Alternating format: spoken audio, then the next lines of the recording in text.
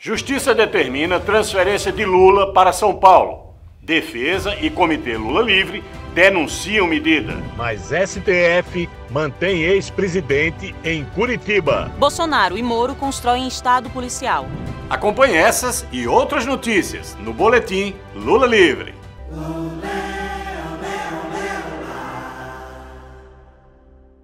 Justiça do Paraná determina transferência de Lula para São Paulo, antes do STF julgar habeas corpus, colocando em risco seu direito à sala de Estado-Maior e ameaçando piorar suas condições carcerárias. A defesa pediu que a transferência guardasse uma manifestação do Supremo Tribunal Federal que analisa a suspeição de Sérgio Moro ao condenar Lula por motivação política. O julgamento deve acontecer este mês, mas atendendo a um pedido da Polícia Federal que alegou transtornos causados pela vigília Lula Livre, a juíza substituta Carolina Moura Lebos, do Paraná, decidiu que o ex-presidente deve ser transferido para São Paulo. O juiz Paulo Eduardo de Almeida Sorce, da Justiça Estadual de São Paulo, logo em seguida determinou que Lula fosse levado ao presídio de Tremembé, no interior do estado. Por trás da decisão de transferir Lula está o ministro Sérgio Moro. Em 26 de fevereiro, Moro nomeou o juiz Sorce membro titular do Conselho Nacional de Política Criminal e Penitenciária. Em nota, os advogados reforçam que Lula é vítima de intenso constrangimento ilegal imposto por parte do sistema de justiça e que tomará as medidas necessárias para restabelecer a liberdade plena do ex-presidente.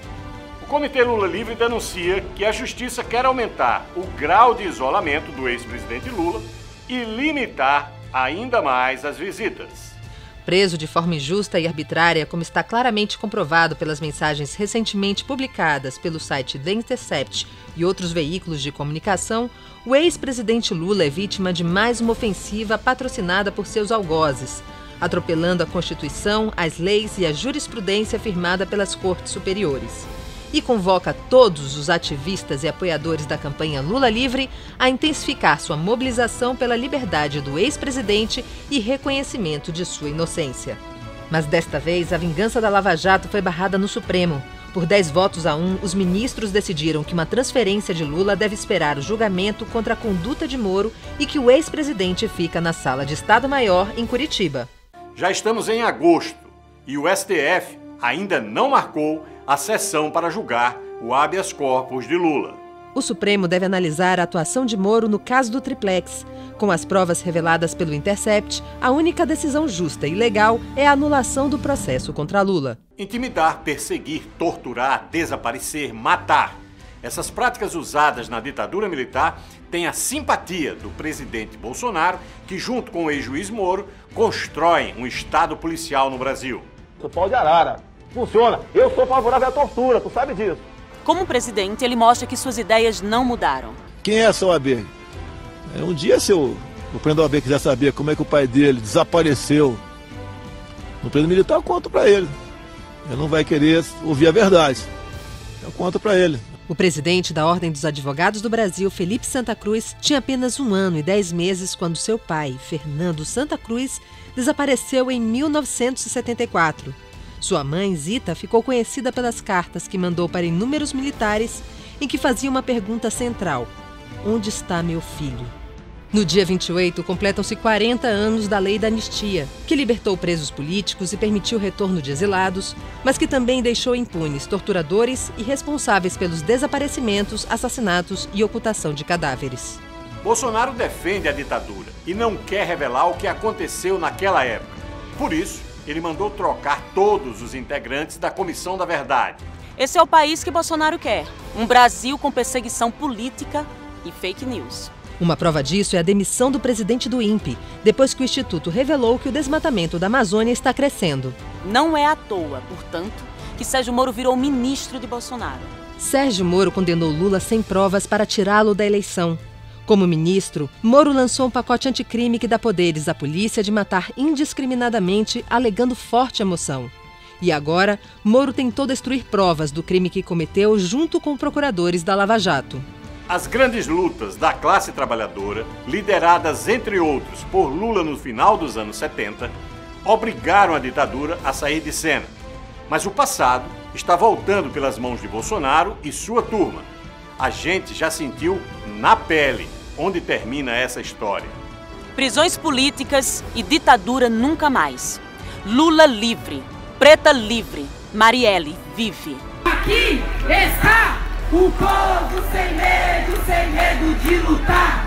Aqui está. Mais de 200 mil pessoas já aderiram ao abaixo-assinado, que exige a anulação dos julgamentos do ex-presidente Lula.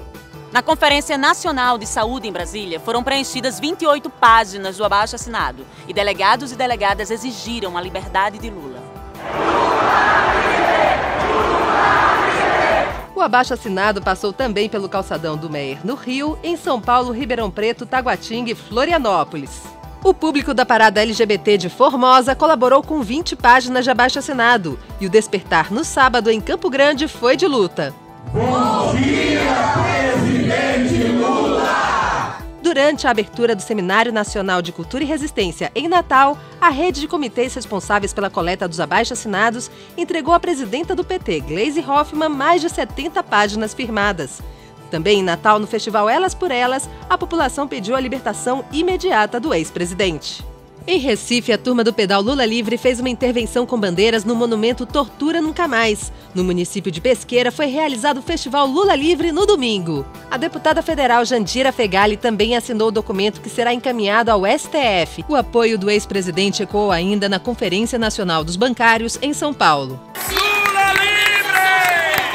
Na Itália, a coleta de assinaturas foi em Roma. Será lançado no dia 9 de agosto, sexta-feira, o podcast Bom Dia, Presidente Lula. Toda semana, a jornalista Ana Flávia Marques, do Comitê Lula Livre, conversará com um convidado ou uma convidada sobre a luta para libertar o ex-presidente. A estreia, que já foi gravada na quarta, dia 7, será com Djalma Bom, amigo de Lula, ex-sindicalista e ex-deputado federal. O podcast terá duração de 25 minutos e estará disponível nas plataformas Deezer e Spotify. Margaridas superam a meta de R$80 mil. 1.120 pessoas contribuíram com mais de 131 mil para a campanha de financiamento coletivo da Marcha das Margaridas, que vai acontecer nos dias 13 e 14 de agosto em Brasília. No dia 13, também teremos o terceiro tsunami da educação e o Dia Nacional de Luta contra a reforma da Previdência. Estudantes, trabalhadores e trabalhadoras de todo o Brasil estarão nas ruas para protestar em defesa da educação, por direitos trabalhistas e por empregos. Enquanto você procura emprego, tem banqueiro comemorando o desemprego.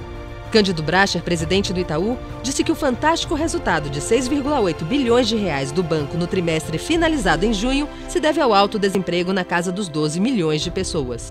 Por isso que a gente não cansa de repetir. Pesou para Lula, pesou para você.